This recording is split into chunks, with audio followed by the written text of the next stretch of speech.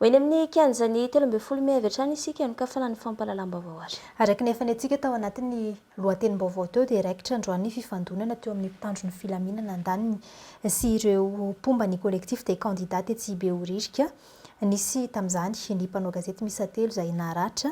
Nisy ihany koa ny olon-tsotra naratra ankoatran'ireo voasambotra tsy mbola tonga tetsy amin'ny kianjany 13 Analakely aloha ny candidat ho filoham-pirenena sy ireo mpiaradia aminy hatramin'ny 3 ora tolakandro ny alany ny mpanao gazety teny atoerana mpitandro ny filaminana avy amin'ny Emonat Anarivony no niatrana teny Analakely sy manodidina sady nametraka ihany koa ny sakana tetsy Siteroa tsy idiran'ireo mpitolona avy amin'ny hetsika fotsy teny amin'izany faritra izany. Teny atoerana nanao ny angom-baovao Alf Léon sy Mahantra Samanana.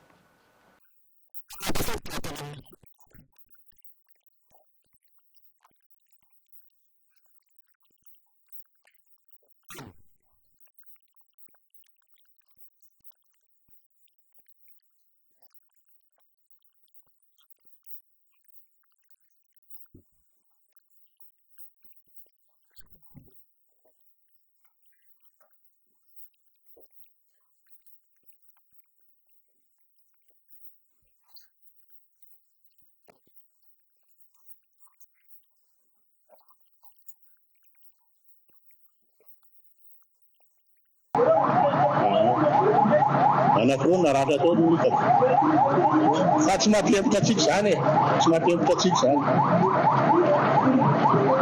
izany nafiry zareo tao mahivavy eo toy foana io e tontolo ny andro io tsika tsy maika 13 foana ny tanjona androany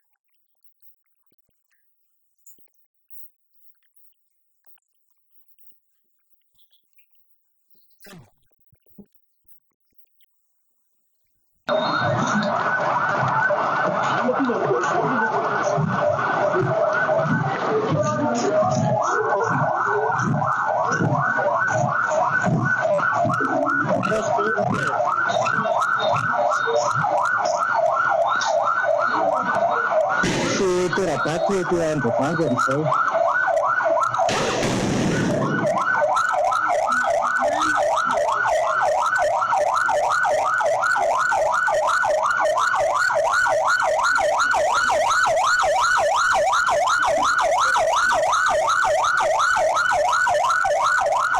vaovao politika hatrany izay nahavoaka asika manokana ny filohan'ny sefim-pokotany anaty hazo isotra no ndeha nohizantsika ny fiarahana ary. Tsy mbola nanangona karapanondro ny olona avy any ambanivohitra ho alefa isoratra ka hifidy ao amin'ny fokotaniny izay adidiko ao tsy mbola nitarika fampelezan-kevitra izay lasa fifandonana tamin'ireo mpanaraziany collectif des candidats ihany koa ary tetsy Andavamamba no nisy fifandonana fa tsy teny amin'ny faritra misy io no nambaran'ny lehiben'ny fokotany anaty hazo isotra raha nitondra fanitsina mikasika andreo vaovao miparitaka mahavoakasikasika sy mahavoatontonona azy tato ato voasoratra tao anatin'ny note navoaka chef district ihany koa fa tokony hijanona tsy mpiandany fa neutre ny sefim-pokotany izay mbola najaiko hatramin'izao ho hiatrany Jacques Ravalson. Tao anatin'ny herinandro teo maro ireo vaovao nahavoakasika sy nahavoatontonona manokana ny sefim-pokotany anaty hazo isotra sy ny faritra iadidiny nivoaka tamin'ireo haino aman-jery sy tany anatiny Tambajotran-Tserasera. nambara tamin'izany fa nanangona kara-panondron'olona tany ambanivohitra ho alefa misoratra ifidy ao amin'ny fokontany anaty azo isotry izy. Nolazaina fa nitarika mpanao fampilezan-kevitra teny Andavamamba ka nifandona tamin'ireo ampanaradiany collectif des candidats ary koa hoe teny amin'ny fokontany anaty azo isotry no nifandona ireo ankilafy roa ireo. Nandiso tanteraka izany filazana izany io sefim-pokotany io. Maro izy ireo fitondrana ny fandimon'andalo saingy tsy mbola voasarika anao na andray anjara tamin'ny fampielezan-kevitra na tamin'ny hetsika maro ny tenany fa nijanona ho tsy ny andany na neutre foana ihany izay mifanaraka tao anatin'ny note navoaka ny chef district ihany koa izany araka ny fanazavana. Efa 40 taona na 70 taona ny tantanako fokotany dia BDB ny mpitondra efa mifandimby tamin'izany fa zaho tsy mba lay anisan'ilay fokotany manaiky atsony mpitondra andeha hiakandro na nao lokony regny mpitantana firenena teo foana hatramin'izay na tamin'ny andron-dratsiraka zany zay efa niasaky na tamin'ny andron-dravaly na tamin'ny androny ny filoham-pirenena régional mapianina na tamin'izao andro zao dia efa teo foana saingy tsy manaiky andeha amin'izany aho satria tiako asongadina amin'ny vahoakako fa ny vahoakako samy manana ny akilafom-bany koa dia za zany ao anatin'izay fiarahamonina tsy misy andaniny sekilan'izay foana ny any asako dia ny valiko ty meko mpitondra foana dia ny fanaovako ny asa tsara eto amin'ny fitantanako ary anisan'izany ny fanalefahako aza ny sara alohan'ny fokotany mba hampibaribariako amin'izareo. Ny fanatsarana sy ny fanasoavana ny mponina tao amin'ny faritra iadidina trano hatramin'izay no nataony tao anatiny taona maro izay ny fandimby ny tantanany ny fokotany anaty azo isotry hoetrany nambaran'ity sefim-pokotany ity. Tsy misy mihitsy akory olako raha ohatra zano hijanona tsy hitantana fokotany na ho alana tsy hitantana fokotany tsony satria za tsy velomin'ny fokotany na velomin'ny zava-misy ato anivon'ity fokotany ity fa ny tenako aza no mandany volam-piarenana na soavako vahoaka satria tsotra ny antony za dia te ametraka ny tsara sy ny mety eto anivon'ny tanàna profonytohaka amin'ny tendany aho ny vola ampidirin'ity fokotany ity dia ambany ny tarifa ho fitsinjovako ny vahoaka manontolo ary za saika isan'andro dia mitety tanàna mijery ny loto sy ny fako ary mezaka manala raha mijery ianao zao mibadika eo dia misy fanadiovana lehibe ataonay eo izay matetika dia vola avaty am-posiko ny BDB an'izany. Hijana amin'izay fiainam-pirenena izay hatrany isika. Tokony samy tsy hanao politika avokoa ny rehetra fa tokony samy hipetraka amin'ny andraikiny avy. Hoy teo anivon'ny CSCPM na ny coalition de la société civile pour le progrès de Malagasy Omaly. Ny fanaovana politika mantsy no anisan'ny nanimba ny Madagasikara ary noresany manokana tao anatin'ny fanambarana navoakan'izy ireo ny firaisamoam-pirenena izay tsy tokony ho mpanao politika fa mpanelanelana eo amin'ny vahoaka sy ny fitondrana.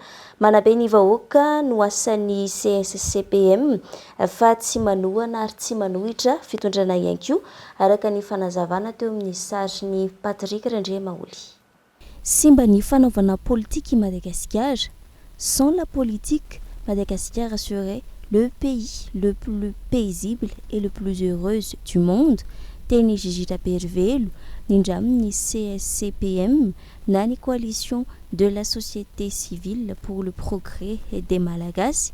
Netiny nanaitra ny vahoaka malagasy fa lasa very ny kolotsaina sy ny soatoavana maha-malagasy fa lasa fifankalana amin'ny endriny rehetra aza no manjaka no ny resaka politika sy ny tsy fahaizana mifehy izany amin'izao fotoana. No resahany CSCPM manokana tao anatin'ny fanambarana izay navoakany mikasika izany ihany koa ny firaisamoam-pirenena izay tsy tokony hanao politika velively fa tokony hijoro mpanelanelana eo amin'ny vahoaka sy ny fitondram-panjakana. Ny démocratie, ny liberté, ny laïcité, ny libéralisme, ny droit de l'homme akory tsy midika fahalalana manao izay tiany atao hoetrany namarany CSCPM. Aokatsy isalovana ny anjaran'ny sasany ny firaisamonina sasany. Feto amintsika eto ohatra ny lasa ny korira makany amin'ny fankalana daholo ny teny atao ny hevitra voaka zay zany de tsy ilay société civile mirondrona amin'ny resaka politika manao caisse de résonance en opposition maka position politique amina acte du gouvernement ka aminay zany a zay de manavatena hoe société civile tsy mpanao politika izahay sady société civile tsy manao populisme izahay tsy manao juridisme izahay fa zay kosa de manao humanisme. Inona le humanisme? Ny maha olona ihany. Sady tsy mpanohitra fitondram-panjakana izahay, tsy mpanindrahindra fitondram-panjakana izahay, fa mijoro elanela-panahy entre ny vahoaka sy ny fitondram-panjakana. Aoka tsy atao champ de bataille politique ici ny Grotandava foana Antananarivo izay capitale de Madagascar sy vitrine de Madagascar fa ny fanabeazana ny olom-pirenena malagasy no tokony ilofosana ary tokony samby hipetraka amin'ny andraikitra avy fa tsy hanao politika avokoa hoetrany ny fanazavana. Taiza ny société civile mba nanaben'ny olona hoe oka tsy amorery etseroa, oka tsy hanao maloto etseroa, oka tsy olanina amin'ny fidoroana sy ny fifohana rongony sy ny rorony vola fa ataovy zay anatsarana ny fiainam-pianakaviana. Amiko io zay hoe le toetra mampombatsika malagasy amin'ity fitiavana politika tafahoatra ty amin'izay any amin'ny tsiziny anaovana politika fa la politique au sens noble du terme de zavatra tsara de tsara fa no mifampiaratsika azy eto amin'ny firenena de lasa mipirioka any amin'ny zava-dratsy le izy. Reny ary raha ny lafy mavaoto anatin'ny fizarana voalohany.